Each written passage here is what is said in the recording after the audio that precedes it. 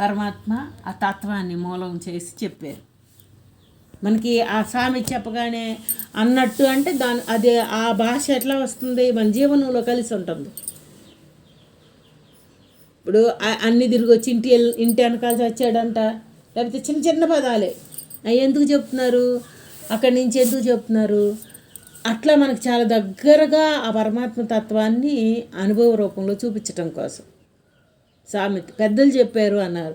ఆ పెద్దలు అంటే ఎవరు అంటే మనకు ప్రతిదీ పెద్దలు చెప్పారు అన్నప్పుడు ఆ పెద్దది అయినదే ఆత్మస్వరూపం. బ్రహ్మము అంటేనే పెద్దది. సంస్కృత భాషలో బ్రహ్మము, తెలుగులో పెద్దది.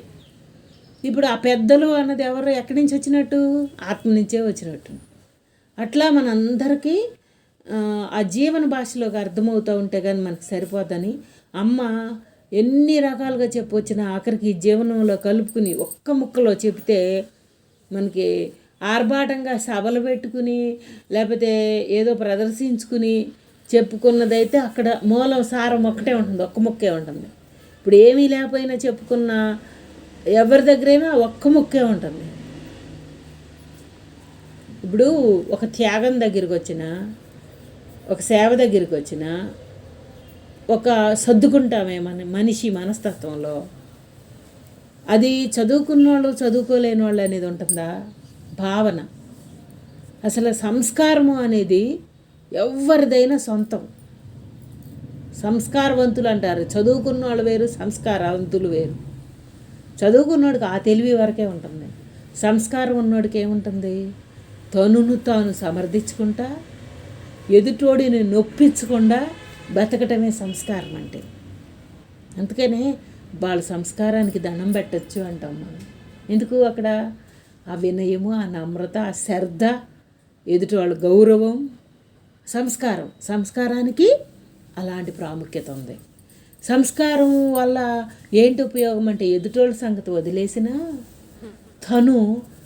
తన వాల్యూని పోగొట్టకుండా బతుకుతాడు. సంస్కారవంతుడు తన వాల్యూని పోగొట్టుకోకుండా ఆ దైవానికి దగ్గరగా బతుకుతాడనమాట.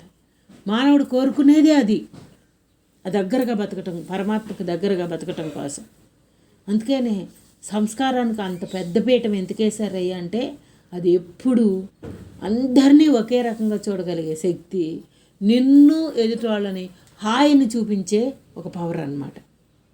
దానికి ఆ విలువ. అందుకనే చదువుకున్న వాళ్ళు అయినా సరే మూర్ఖులుగా ఉన్నది తెలివి, ఏమీ రాకపోయినా సంస్కారవంతులు.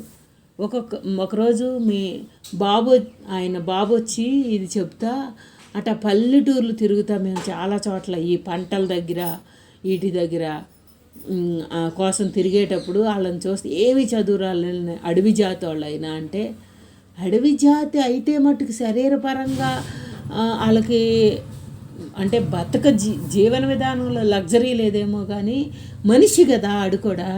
ఆ మనిషికున్న కనీస ధర్మంగా ఆ సంస్కారం భగవంతుడు ఇచ్చి పంపుతాడు కదా. అలాగే ఏ నాగరికతలో తెలవకపోవచ్చు, ఏ బతుకు జీవనం తెలవకపోవచ్చు, కానీ ఆ సంస్కారం అనేది పుట్టకతో వచ్చింది. అది ఆ సంస్కారం వాళ్ళ హాయిని ఇస్తుంది. ఆ ఉన్న దాంట్లో ఆనందంగా బతకటం, నలుగురు పంచుకోవటం, శ్రద్ధగా ఉండటం, ప్రేమగా ఉండటం. అది తెలివి పెరిగే కొందే స్వార్థం పెరుగుతుంది. తెలివి నాకే కావాలి లగ్జరీ అన్నప్పుడే ఎంతసేపు స్వార్థం పెరుగుతుంది.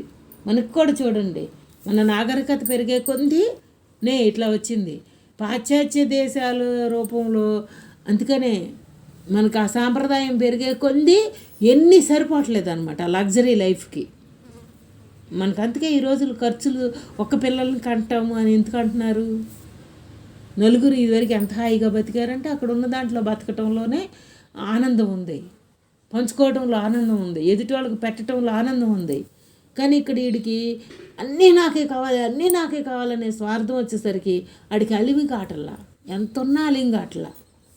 పెంచలేకపోతున్నామని అనుకున్న పిల్లలు కూడా అలా ఎందుకు తయారయ్యారంటే ఈ పెద్దవాళ్ళ కోసం పుట్టిన పిల్లల్ని అంటానికే లేదు అసలు.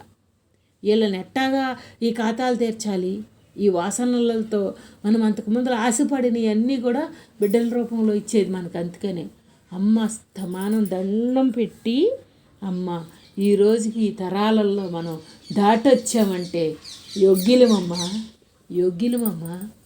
అయిపోయినాయి అమ్మ మన బాధ్యతలు. దానివల్ల మనం ఇంకా మళ్ళీ వెనక్కి వెళ్ళక్కర్లేదమ్మా. అంటే ఇప్పుడు మళ్ళీ పిల్లల్ని పెంచి పెద్ద చేసి అలా చదివించి అట్లాంటి పని అయిపోయింది కదా. అందుకని ప్రతి తరం దాటిన వాళ్ళకి వేల వేల నమస్కారాలు పెట్టచ్చమ్మా. అని ఎందుకంటారంటే అంత అవసరం రాలా ఇంద్రియాలకి, మనసుకి, బుద్ధికి అంత పని రాలా, యావ తపన ఆరాటం అయి రాలా. ఎందుకు రాలా? హాయిగా బతకటం కోసం. ఇప్పుడు వాడికి ఎంత నులుముకున్నా, ఎంత ఎన్ని రకాలుగా ఉన్నాడికి చాలట్ల పాపం. ఎందుకు? పరిస్థితి అలా ఉంది, కాలం అలా ఉంది కాదు, మన వాసన ఫలితం అలా ఉంది. కాలం అప్పుడు ఇప్పుడు ఒకలానే ఉంది. అప్పుడు ఎందుకు సర్దుకోగలిగాడు అంటే అక్కడ ఆడి రుణంలో అది లేదు. ఒట్టి శరీరంగా శ్రమ పట్టడం వరకు ఆడికి రుణం ఉంది. ఇప్పుడు శరీరం శ్రమ ఏం లేదు కదా, సెట్ చేయటాలు అయి కదా. అందుకని బుద్ధికి పెట్టాడు మొత్తాన్ని. ఇప్పుడు ఆ బుద్ధికి కూడా తప్పించుకుంటానంటే ఇంకేంటి పెడతాడు మరి? చంద్రమండలాలు కూడా చాలకుండా తిరుగుతున్నామంటే మరి అయ్యేగా పెట్టేదంటే. నీకన్నా నేను గొప్పగా ఉండాలి, నాకన్నా నువ్వు గొప్పగా ఉండాలి. ఇప్పుడు ఒక కళలు నేర్చుకున్నా, ఏది నేర్చుకున్నా పోటీతత్వం పెరిగిపోయా కదమ్మా. టెన్షన్ పడతా, ఒక చిన్నదానికి కూడా నాకే రావాలి ఆ ప్రైజు, నేనే ఇది చెయ్యాలని నాకు ఆ నేను అనేది ఎంత ప్రదర్శనగా ఉన్నది. పొట్టలో బిడ్డ కాడి నుంచి వస్తున్నది అంటే ఆడు ఇంకే రకంగా దొరకడని ఇక్కడే దొరుకుతాడని పెడతాడు పరమాత్మ. ఇంకే రకంగా దొరకాలి. అందుకనే ఈరోజు కూడా మన దగ్గర ఏమీ లేవని ఆడి దగ్గర దొరకటానికి మన దగ్గర ఏమీ లేదు. మన దగ్గర ఏ ఖాతాలు లేకపోతే దొరికేదే ఉంది అక్కడ. అందుకని ఒట్టి శరీర శ్రమతో అలసట పడడం, తీర్చుకోవడం. శరీరం ఏముంది, నిద్రపోయి లేస్తే అలసట తీరుతుంది, కావాల్సిన ఆహారం పెడితే అలసట తీర్చుకుంటుంది. అంతవరకు పెట్టి ఇన్ని తరాలను నెట్టుకొచ్చాడంట. ఎందుకు? ఈ శరీర శ్రమ తప్ప బుద్ధికి పని పెట్టలేదు కనుక. అందుకని ఇప్పుడు 1,00,000 రూపాయలు జీతం వచ్చింది అన్న, నెలకు 5 లక్షలు జీతం వచ్చింది అన్నాడు ఇంకోటి చూసి వస్తున్నాడే కానీ ఆడు బతకట్లా. ఎందుకు? పాపం ఏమీ లేదు, ఆడు వాసన అట్లా ఉందంతే. అందుకనే మనకి ఈ సాంప్రదాయాలు, సంస్కృతాలు, పాండిత్యాలు ఆ టెన్షన్ నుంచి విడుదల పొందడానికి మళ్ళీ వెనక్కి రావాలి. అందుకే కరోనా ఎందుకు వెనక్కి తీసుకొచ్చింది? తిండులన్నీ మీరు సజ్జలు తైదులు తింటారా పనోటాళ్ళకి? మళ్ళీ మేము తెల్ల బియ్యం తింటామన్నాం. ఆ తెల్ల బియ్యం తింటామన్నది ఇప్పుడు ఎట్లా తయారైంది? బాడీకి పడనంత తయారైంది.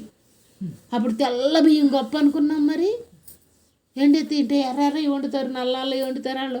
మేము తెల్ల ఇప్పుడు అంటే ఏంటి అదొక గొప్ప అనుకున్నాం. మన చిన్నతనం నుంచి ఇప్పుడు మనం మారింది ఏంటయ్యా అంటే గొప్పకి పెరుగుదాం అనుకున్నాం, లగ్జరీకి పెరుగుదాం అనుకున్నాం. ఆ లగ్జరీ ఏం చూపించిందంటే శరీరం మొత్తానికి రోగాలు చూపించింది. మళ్ళీ వెనక్కి తిరిగి మళ్ళీ వెనక్కి వస్తే సజ్జలో జొన్నలో అయ్యేయో గేదెలు తినేయో, పక్షులు తినేయో, అప్పుడు శరీరానికి మళ్ళీ అవసరం అవుతాయి. దాన్ని అప్పుడు మీరు రాగి సంకటి అన్న పనోటాలు చీపుగా ఉందన్నట్టు మాట్లాడుకుంది కదా. పనోట అంటే ఏంటి? అంటే తూర్పు పనోట అన్న మాట ఎందుకు వచ్చింది? అది పై స్థాయిలో, ఇది కింద స్థాయిలో. ఉత్తర దక్షిణాలన్న తూర్పు పనోట అన్న అంటే పై ఎత్తు కింద ఎత్తు పదానికి వచ్చింది. అది పై ఎత్తు కింద ఎత్తు అన్న పదం ఎందుకు ఉపయోగపడుతున్నది? నీ జీవితంలో పెద్దవాళ్ళని పెద్దగా చూడు, చిన్నవాళ్ళని చిన్నగా చూడు. ఇప్పుడు స్థలాలు పంచుకునే కాడ పై ఎత్తు కింద ఎత్తు అన్నారు కానీ మనుషుల్ని, తిండిని, లేకపోతే వీటిని కాదు పై ఎత్తు కింద ఎత్తు చూడమంది. ఉన్నవాళ్ళు లేనివాళ్ళని కాదు, స్థల అవసరాల కోసం, లేకపోతే ఇట్లా జీవన అవసరాలు తీర్చుకోవడం కోసం పై ఎత్తు కింద ఎత్తు. అక్కడ మానేసి మనం ఒక శరీరపరంగా ఉన్న బంధాలలోకిను వీటిల్లోకి వెళ్ళిపోయినాయి మనకు అవన్నీ. అంటే ఏం లేదు, మన హాయిని మనమే కోల్పోయాం, అంతకన్నా ఎవ్వరు తీసేయలే. ఇప్పుడు మన హాయి మనకు కావాలి అంటే ప్రతి క్షణం అమ్మ మనకి నేర్పితే విద్య ఏంటంటే అంటే భావనాపరమైన రూఢి. ఏ భావన? పెద్దదే కావాలని కోరుకుంటావు కదా, ఎటు నువ్వు నీ ఆలోచనలో పెద్దది కావాలనుకుంటున్నావు కదా, ఆ పెద్దదే బ్రహ్మం అంటే. అదే నువ్వైతే ఇంకా చిన్నదాంతో నీకేం పని ఉంది? ఆ పెద్దదే నువ్వంటే. మరి అయ్యున్న పెద్దదాంతో మనం అయ్యున్నట్టు భావించకుండా ఈ చిన్నోడితో ఎందుకు కాలక్షేపం చేస్తున్నావు అంటే ఇది విధి రూపంలో నీకు ఎంత కోరుకున్నా కిందకే జరిగిపోతున్నది నీ ఆలోచన. స్వార్థం దగ్గర, మమకారం దగ్గర, అహంకారం దగ్గర ఏమీ లేనట్టు జీవనం. ఇప్పుడు నిన్న వాళ్ళ కోడలు వచ్చింది, నెలకి ఎన్నో లక్షల జీతం, ఎన్ని లక్షలు ఎంత అనేది మనకు తెలియకపోవచ్చు. మరి తను ఏమీ పెట్టుకోవటమో వేసుకోవటమో లేకపోతే ఏంటమ్మా అంత సంపాదించుకున్నా ఏం కట్టుకోలేదు, ఏం పెట్టుకోలేదు, ఎప్పుడు అనుభవిస్తుంది? చూసిన మనిషి అంచనా, చూసే మనిషి మీద అంచనా. ఇదే కదా మనం కోరుకునేది. ఏంటి? సంపాదన. ఆ సంపాదన ఏం చేయాలి? అనుభవించాలి. ఎలా అనుభవించాలి? నీ దగ్గర కనిపించాలి. ప్రతిదీ మనం కోరుకునేది అదే కదా, నీ దగ్గర కనిపించాలి. ఇప్పుడు ఆ శరీరానికి ఒక్కొక్కరికి ఇదిగో ఆ సంపాదించే తెలివి రూపంలో ఆడికిస్తాడు, అనుభవించేవాడికి ఇంకోటి పుడతాడు. ఒకడు వంతు ఇది అవుతుంది, ఒకడు వంతు అది అవుతుంది. ఇప్పుడు మరి అక్కడ ఆ వంతుని ఆడు ఎట్లా హ్యాండిల్ చేసుకుంటాడంటే, నేను సంపాదించాను, నేను అనుభవించకపోయినా పర్లా, నా వాళ్ళు తింటారు అన్న దాంట్లో ఆ తృప్తి తెచ్చుకుంటున్నాడు. ఇప్పుడు ఆడు నాకు పర్వాలేదు, నా వాళ్ళు తింటారని తృప్తి తెచ్చుకుంటున్నాను అనుకుంటున్నాడు. వీడికి అర్హత లేక బుద్ధి పుట్టట్లేదు. అలాగని అందుకని ఒక తాటికి కట్టేసింది అమ్మ అస్తమానం చెప్పేది. ఎంత భోగాలు అనుభవించినా కాట్లోకి వెళ్ళేవాడే, ఎంత సంపాదించి ఇక్కడ దాచిపెట్టి పక్కనోడికి అందించి తృప్తి పడ్డా కాట్లోకి వెళ్ళేవాడే. ఇదంతా నిజం అనుకున్నోడికి ఏంటమ్మా పాపం వాడికి సంపాదించాడే కానీ తినపట్టలేదు అని ఒక పదంగాను, వీడు ఏమీ లేకపోయినా ఏంటి ఈ భోగాలు అని ఒకడిని అంట. ఈ సృష్టి, ఈ దృష్టి ఏ రకంగా తీసుకుంటే అట్ట కనపడి మనకి ఈ ఆలోచన తీరు ఎట్లా తీసుకుంటే అట్ట కనపడి వీడు సంచులు మోయటమే. నిన్న ఆయన 4-5 సార్లు చెప్పారనమాట. ఆగామి సంచితం, ఆ ప్రారంధం మాటకి మూటలమ్మా, మనం తెచ్చుకున్న మూటలు, ఆ మూటలు ఎట్టా వచ్చినాయి? చూడగానే తీసుకున్న అభిప్రాయం వల్ల వచ్చింది. ఇప్పుడు ఆ పాపను చూసాం, అక్క వాళ్ళని, ఏం పెట్టుకోలేదమ్మా అంది బుర్ర. చూసి ఊరుకోకుండా ఎందుకంది అంటే ఆ ఊరుకోవడం, ఊరకే ఉండటం చేతగాక లోపల అంది. కొంతమంది బయటకు అంటారు, మనస్తత్వం లోపల అంది. అంటే ఏ చలనం వల్ల అంది అది అంటే ఇదంతా నిజం అనుకున్న చలనం వల్ల అంది. నిజం కానిది అయితే ఆ చలనం పుట్టడానికి లేదే. అంటే మనం ఈ దేహధర్మంలో ఉన్నాం కాబట్టి నిజం కానిది అనే చూసే శక్తి మన దగ్గర చాలట్లేదు కనుక రియాక్షన్ అయినా అమ్మ మనకి ఏం సబ్జెక్ట్ చెప్పారు? అవుతుంది సహజ లక్షణంలో, నిజం కానిదని ఇది వరకల్లా మనకు తెలవలేదు కదా. ఇప్పుడు నిజం కానిది అని తెలుసుకునేటప్పుడు వచ్చిన దాన్ని వెనక్కి పంపుకుంటా, ఇది కాదు నేను చూడాల్సింది, ఇది కాదు నేను ఆలోచించాల్సింది, ఇది కాదు నేను అభిప్రాయపడాల్సింది. ఇదంతా భగవంతుడు లీలా విభూతి. ఆయన నిన్న ఎన్నిసార్లు అన్నారు, భగవంతుడు లీలా విభూతి అమ్మ, ఇది లీలా విభూతి. ఆయనే ఆడుకోవటం కోసం ఇలా సృష్టించాడమ్మా. మళ్ళీ ఆ ఆటలో నన్నే కావాలని ఆయనే కోరిక పుట్టించాడంట. ఆటలో కూడా ఇప్పుడు పరమాత్మ నుంచే బయటికి పంపాడు, మళ్ళీ పరమాత్మే నాకు కావాలని, మళ్ళీ ఆ ప్రమేయము కారణము అన్నీ, కారణము కార్యము ఆయనే అయ్యాడమ్మా. అందుకని ఇంక మనకు భయం లేదు. ఎన్ని రకాలుగా చెప్పుకున్నా, ఎన్ని సంస్కృత భాషల్లో చెప్పుకున్నా రెండు లేవు, ఉన్నది ఒకటైనప్పుడు రెండుగా ఎందుకు తీసుకోగలుగుతున్నాము? ఈ సృష్టి జరగాలి కనుక అని. అందుకని ఎన్ని గంటలు చెప్పుకున్నా సారం ఒకటే, ఉన్నది ఒకటే. ఆ ఒక్కదాన్ని ఎందుకు ఇలా చెప్పుకోవాల్సి వస్తున్నది అంటే, నీకు మధ్యకి ఒక విషయం తాకినప్పుడు, ఆ తాకినప్పుడు మూలంకి తీసుకెళ్ళితే వచ్చే సైలెంట్ని చూస్తావని. ఇప్పుడు ఏంటమ్మా పిల్ల ఏం పెట్టుకోలేదు, వాళ్ళింట్లో ఫంక్షనో లేకపోతే ఇంకోటి అయినా అని అందే అనుకో. ఆలోచన చూడగానే కళ్ళు చూపించే దృశ్యాన్ని మది స్వీకరించగానే ఇంకా ఆపుతావా? నువ్వు చూడాల్సింది ఇది కాదు, నువ్వు కొనసాగించాల్సింది ఇది కాదు అనే ట్రీట్మెంట్ అన్నమాట. జలుబు వచ్చింది, తుమ్ము వచ్చింది, దగ్గు వచ్చింది అనగానే మందే అంటున్నాం కదా. ఎందుకంటున్నావు? అది దాన్ని భరించలేమనే కదా. జ్వరం వచ్చింది అనగానే అమ్మ మందు వేసుకున్నారా అంటాం. ఎందుకు? అది భరించలేము అని. ఇప్పుడు దీనికి కూడా ఆలోచన వెళ్ళగానే కళ్ళు చూడగానే కదా బుద్ధి ఆలోచిస్తున్నది. వెళ్ళగానే దానికి ఏం మంది వేద్దాం? అందుకే అమ్మ మూలంగా నిజం కానిది అదే మందు. ఇంకో రకమైన మందు చాలదు. ప్రతి విషయంలోనూ ప్రతి దానికి మనలో జరిగే ప్రతి చలనానికి నిజం కానిది. అప్పుడే నీకు అంత సైలెంట్గా వెనక్కి వెళ్తుంది, సత్యం అర్థమయ్యి వెళ్తుందమ్మ. ఒట్టొట్టి మాటల్లో వైరాగ్యంగా నేను వీళ్ళందరిలోకి వెళ్తే నా బుర్ర పనికిరాదు, నేను వెళ్ళనని ఒక మూల కూర్చోవటం యోగులుగా ఇట్లా కాదు. మనకి ఎలాంటిది ఎదురవుతా ఉన్నా, ఎలాంటి పరిస్థితితో మన జీవనం కారణాలు ఉన్నా కూడా నిజం కానిది. మరేంటి నిజం? ఏంటి నిజం? అణువు నిండి ఇన్ని రకాలుగా కల్పనగా జరిపి చూపించుకుంటున్నది పరమాత్మ. అది నిజం.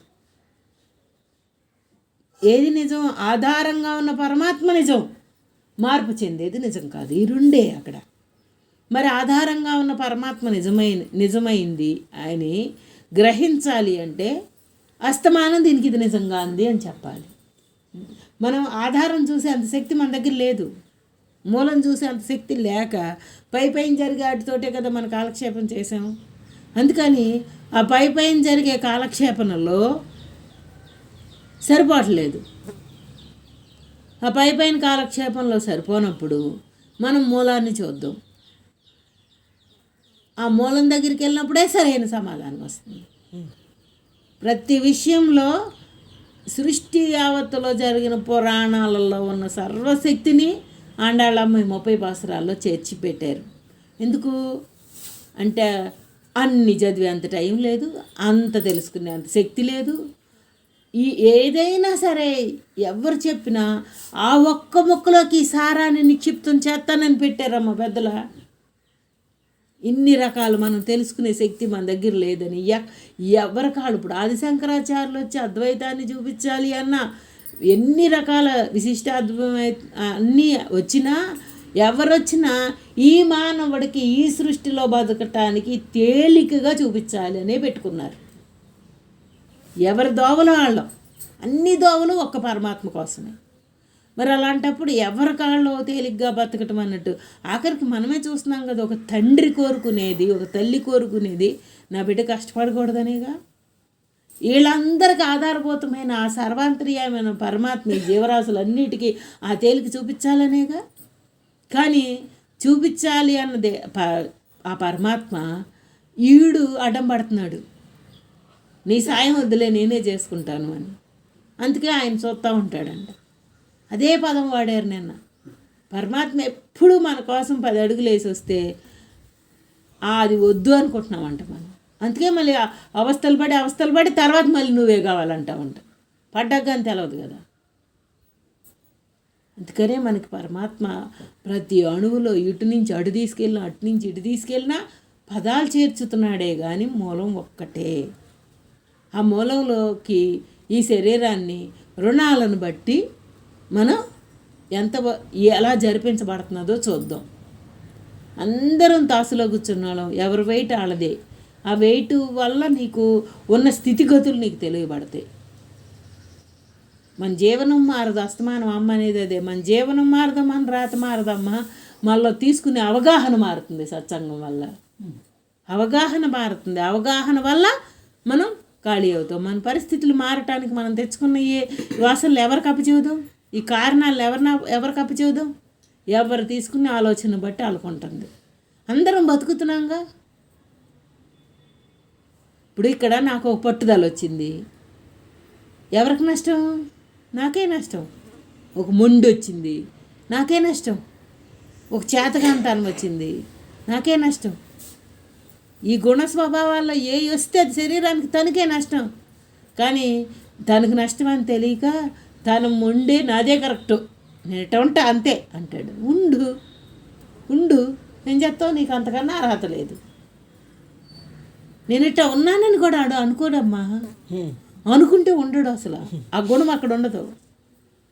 ఇప్పుడు పట్టుదలగా ఉన్నామనుకో, మొండిగా, ఆడికి ఆ మొండి నాకు నష్టం జరుగుతున్నదంటే ఆడు ఉండడం, మొండి లాభాన్ని ఎత్తుంది అనుకుంటాడు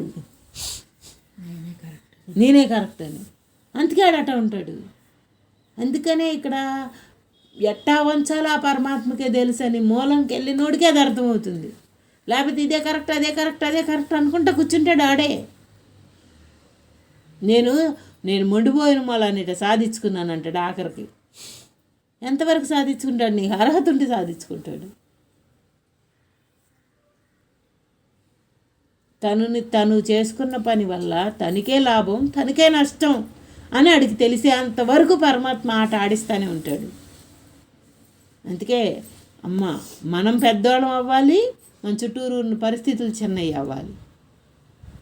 అంతేగాని ఇప్పుడు మనం చిన్నవాళ్ళం అయిపోయాం, మన పరిస్థితులు మన నెత్తిని తాండవం ఆడుతున్నాయి. ఎందుకు? ఈ కోరిక తర్వాత ఆ కోరిక, ఆ కోరిక తర్వాత ఆ కోరికకి వెళ్తున్నాడే కానీ దీంతో నాకు అసలు వీటితో సంబంధం లేదని దగ్గరికి వెళ్ళట్లేదు కదా. కోరిక ఏముంది? నా బొంద. అది అర్హత ఉంటే అనుభవం ఉంటే తీర్చుకుంటావు.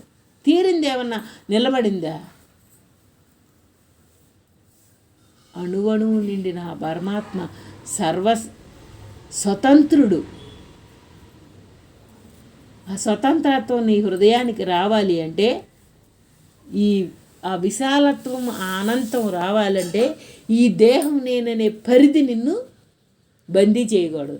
ఇప్పుడు మాట్లాడితే మనకు ఒక ఫీల్ వస్తుంది, అది నన్ను వాళ్ళు అనుకుంటారేమోనని. వాళ్ళు అనుకుంటారా? అనుకొని వాళ్ళ దృష్టిలో ఎట్ట కనపడితే అట్ట అనుకుంటారు. నువ్వేం మారిపోతావు?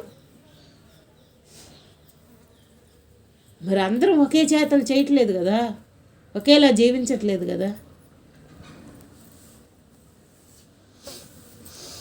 పిల్లలు ఎందుకు ఇంత ధైర్యంగా ఇలా హాయిగా ఉంటున్నారంటే, ఎవరో అనుకోవటం సంగతి మాకు ఎందుకమ్మా, మనకి ఇక్కడ ఎంత అవసరం ఉందో చూసుకుందాం అంటున్నారు. ముఖ్యంగా వాళ్ళ సంస్కారం అక్కడికి సరిపోతున్నది, హాయిగా బతకటానికి బాగుందన్నమాట. మనమేమో ఇక్కడ బతకటం నిజం కాదు, వాళ్ళ దగ్గర అనిపించుకుంటామేమో, అనుకుంటారేమో అంటానే లోనైపోయాం. ఇప్పుడు ఈ దేహాభిమానమే మూల కారణం. దానికి నేను ఫలానా అనుకోవటమే దానికి మూల కారణం. ప్రతిదానికి మూల కారణం ఏంటంటే ఆ దేహం నిజం అనుకుని, ఆ చేతలు నిజం అనుకుని ఇట్ట జరగాలి అట్ట జరగాలి, జరగాల్సిందే.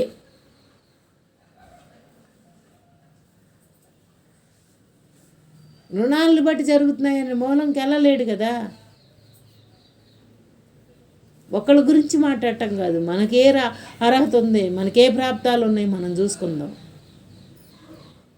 ఎలా జరగాలి, ఎలా జరుగుతున్నది అంటే మన ఇష్టం కాదు. అక్కడ జరపబడేదాన్ని చూద్దాం.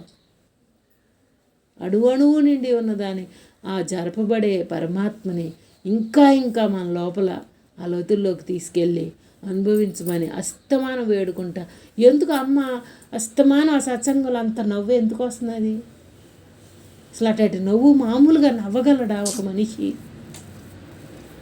దాన్ని మర్చిపోతేనే ఆ నవ్వు ఉండేది, లేకపోతే నవ్వు రాదు. వీడు ఏదో కోల్పోయినోడికి మళ్ళీ ఉంటాడు కదా అస్తమానం, ఏదో ఉద్ధరించేవాడికి మళ్ళీ ఉంటాడు కదా, ఏదో పొందాల్సిన వాడికి మళ్ళీ ఉంటాడే తప్ప ఆ స్వేచ్ఛ స్వతంత్రం ఎక్కడి నుంచి వస్తుందంటే ఆ ఒక్క జ్ఞానికే సాధ్యం. జ్ఞాని అంటే ఎవరిలో ఉన్నోడైనా, తెరుపులో ఉన్నోడు జ్ఞానే, ముసుగులో ఉన్నోడు అజ్ఞాని అని అంటమేం లేదు. ఆ రెండు మన దగ్గరే కనపడతాం. మన దగ్గర అంటే అణువణువులు మన చేతల్లో కనపడతాయి.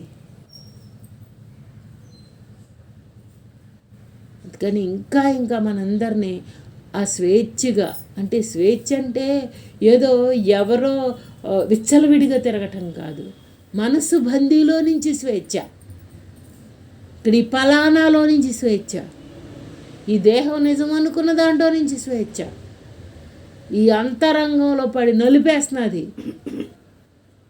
ఇది నిజం అనుకుని ఇట్టా చెయ్యాలి అట్టా చెయ్యాలి అనుకుని. ఇప్పుడు నలుగురం కలిసామమ్మా, ఇద్దరం కూర్చున్నాం, దేని గురించి మాట్లాడుకుంటున్నాను? తిరగేసి బోర్లేసి వెనకడితే తప్ప మనకి ముందల తెలీదు. ఇప్పుడున్నది చెప్పుకోవడానికి ఏమీ లేదు. తిరగేసి బోర్లేసి వెనక్కి వెళ్ళొస్తాం తప్ప ఇంకా మనం మాట్లాడుకుంటే ఏముంది? అయిపోయిన సంఘటన అస్తమానం ఎత్తుకోవడం, దాని గురించి రిపీట్ చేసుకోవడం, కాలాన్నంతా తగలేయను, శక్తినంతా వృధా చేసుకోను, మళ్ళీ అక్కడి నుంచి దులుపుకుని లేచిపోను, మళ్ళీ మొదలే. అందుకనే మనకు అమ్మ నేర్పే విద్యలో నేను ఆత్మస్వరూపాన్ని అని భావన ఎరుకుతోను ఉండు, ఏది కొనసాగితో అడ్డమో నీకు లోపల చూపిస్తూ ఉంటాడు. మూలంకి తీసుకెళ్లే కొద్ది నీ ఆలోచన తీరు ఏది కొనసాగుతూ ఉంటే అది నీకు అడ్డమని చూపిస్తాడు. అప్పుడు ప్రజెంట్లో ఉంచటం ఆడు సరిపోతుంది. అది లేకపోతే ఎప్పుడు మనం ప్రజెంట్లో ఉండలేం. అయిపోయింది ఎందుకు అయిపోయింది? అది ఎక్కడి నుంచి అయిపోయింది? నీ రుణబంధాలతో నువ్వు చేసిన చేతల్లో అయిపోయిందే. ఎవరిదన్నా కాదు కదా చరిత్ర, మన చరిత్ర ఇది. మనం పుట్టిన కాడి నుంచి నడిచిన నడత ఇది. ఆ నడతలోకి నువ్వు వెనక్కి వెళ్తున్నావంటే నువ్వు నడిచిందే నీకు. అందుకనే అమ్మ అన్ని మొక్కల్లో కక్కిన కూడు లాంటిదే.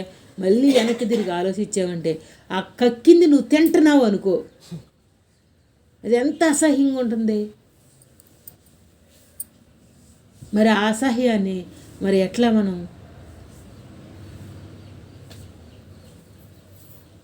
ఆలోచన తీరులో గమనించుకుంటా ఉంటే ఆ అసహ్యం జోలికి వెళ్లకుండా ఇంకా పరమాత్మగా మనందరం చేత అనుభవ రూపంలో అనుభవించడానికి ఆడు రెడీగా ఉన్నాడు. ఎవడో ఆపరందాముడు. ఇవాళ తెల్లవారుజామునంట నిద్ర పట్టలేదంట. కీర్తాళమ్మ దగ్గరికి వెళ్ళి నాకు ఈ 4 రోజులు తిరుపతి చదువు, నేను కూర్చుంటా అందంట. అంటే ఇప్పుడు ఎందుకు చెప్పుకుంటున్నావు? ఎందుకు అడిగిచ్చాడో, మన చేత ఏం చేయించుకుంటాడు. సరే నాకు కావాలి, అది నాకు అసలు నేర్చుకోవాలని ఉంది, చదువుతూ ఉంటే వినాలని ఉంది అంటేను సరే. ఆయనకు పార్వతమ్మ వస్తారు కదా మధ్యాహ్నం, ఇక్కడ అందరూ ఉంటారు కదా, నువ్వు వచ్చిందాకా ఈ ముందు నేను తర్వాత నేర్చుకోవటమో చదవటమో జరుగుతుంది. లోపల పుట్టింది అన్నావా, సరే అన్నాను కదా. ఇప్పుడు పార్వతమ్మ వచ్చేసరికి అది రెడీగా ఉంటే చదివించుకుంటాడు. నువ్వు కావాలనగానే సరిపోదే. అర్హత, ఆతృత మన మనిషిలో. నేను ఎందుకు చెప్తున్నానంటే ఎవరిదైనా కావాలంటంలో అమ్మ బాగుంది అనుకున్నాం, కానీ అది నాకు కావాల్సిందే అన్నదాకా నుంచోని ఇట్లేడు. అర్హత సరిపోక ప్రతి పని కూడా మనం కావాలనుకోగానే అమ్మ కావాలి అనుకున్న దాంట్లోనే ఆనందం పొందుతున్నాం, కానీ నాకు కావాల్సిందే అన్నదాకా చేతల్లో గొత్తే కానీ అది అందదు, నిలబడదు. ఇప్పుడు ఆమె దగ్గరికి వెళ్ళినప్పుడు అమ్మ నేను తిరుపాళ్ళు వచ్చి నేర్పుతాను, అందరికీ తిరుప్పావు నేర్పుతానమ్మా, ఇక్కడ గోష్ఠిగా పిలవండి అంటే మనం ఏమనుకున్నాం? ఉన్నారులే 10 మంది, ఎవరొకళ్ళని పిలుద్దాం అనుకున్నాం. అనటానికి కారణం జరగటానికి ఎంత సమయం ఉంటుందో, ఒకేసారి జరిగిపోవటానికి అర్హత సరిపోదమ్మా. సరిపోతే ఇన్ని జన్మలెత్తి ఇన్ని కారణాలు ఎవరు మోస్తారు అనుకోవటం వేరు. చూడగా నేను ఆ మాటకి సరే శుభ్రంగా లెగు, మా అమ్మ కూడా తీసుకెళ్తారు ఆఖరికి అంది. ఇవాళ లేచానని రేపు లెగుతానని నాకు నమ్మకం లేదు అంది. అదే అంది, నాకు నమ్మకం లేదు అంది. మళ్ళీ లేదా లెగిస్తే పడే ఆరోగ్యం కూడా నా దగ్గర లేదు. మొన్న ఒక్కరోజు ఊరికి 2 రోజులు లేచి బయట తిరిగిందంటే జలుబు దగ్గు. మరి ఆరోగ్యం లేనప్పుడు ఇక కొన్ని పనులకు అర్హత ఉండవుగా. సరే ఆరోగ్యం లేదు, అప్పుడే వినాలి, అప్పుడే గుడికి వెళ్ళకపోయినా ఇది ఎక్కడ కావాలనుకుంటే అక్కడ పట్టుదలగా నేర్చుకో, వస్తుంది. వాళ్ళ అమ్మనే మనం చదువుతుంది. ఇప్పుడు కావాలంటే మా అమ్మ చదవాలి అనుకుంటే చదివించుకో, దొరుకుతుంది అనుకుంటావు, కానీ చేతల దగ్గర దాకా రాలేవు. ఇప్పుడు ఈ మాట ఎందుకు ఉపమానం చెప్పాల్సి వస్తున్నదంటే ఒక బిడ్డ అందని కాదు, మనందరం అటాటి ఎన్నిసార్లు అనుకుంటున్నామో చేతల దాకా ఎప్పుడు జరుగుతున్నాయో అర్హత సరిపోవాలి మనకి. అప్పుడు కానీ ఊరికి అనేసుకో కానీ వచ్చేది కాదు. అందుకే అమ్మ ఘోషించి ఈ శరీరపరంగా జరగాల్సిన దానికి అర్హతలు సరిపోవేమో, కానీ ఆత్మపరం దగ్గరికి వెళ్తేనే వీటన్నిటికీ మూలమైన పరమాత్మ మనకి అందబడుతుంది. ఆ కారణం, ఆ కార్యం ఆ పరమాత్మ మనకు అందించాలి. ఇప్పుడు ఇప్పుడు మనం సరే దానికి ఇప్పుడు కావాలనిపించింది కానీ అందలేదనుకో, కేకెత్తాం. ఏమని? దామ్మ ఆ పని నువ్వు అడిగావు కదా చేసుకుందామని కేకెత్తాం. అక్కడ ఏం దాగుంది? పిల్ల అడిగిందనే మమకారం దాగుంది. నాకు దాగి ఉండటం సంగతి చెప్తున్నాను. కారణ కార్యంలో ఇది జరగాల్సిన నిర్ణయం ఉంటే, అందుకనే బిడ్డలకి మనం ఒక మూలం, ఇప్పుడు అసలు అది ఆ మాట ఎత్తకపోతే ఆ ఆలోచనే లేదు. ఒక మాట ఎత్తిన తర్వాత ఒక కారణం కల్పించబడి ఉంటుంది. ఆ కల్పించబడిన మాటకి ఒక ఆజ్యం పోసినట్టు ఒక మాట బయటికి తీసుకొచ్చాడు పరమాత్మ. ఆ ఆజ్యం పోసిన దాంట్లో కల్పించిన దాంట్లో ఇప్పుడు అది చిన్నదే, నేను పెద్ద పిలిచి నేర్పాలి, మళ్ళీ కారణాన్ని సృష్టించుకుంటాడు అనమాట. అందుకని ఇక్కడ మమకారం జోడైనా కారణం జోడైనా కార్యం జరిగినా ఆత్మకి ఏ సంబంధం లేదు. ఆత్మకి ఏ సంబంధం లేదు. మరి ఆత్మస్వరూపుడుగా ఉన్నాను అన్నది భావనకి సాధ్యమైంది. చేతలకి ఇవన్నీ రుణాను సంబంధాలతో అలవాటులుగా నిర్ణయించబడిన దాంట్లో వీడు వెళ్ళిపోతున్నాడు.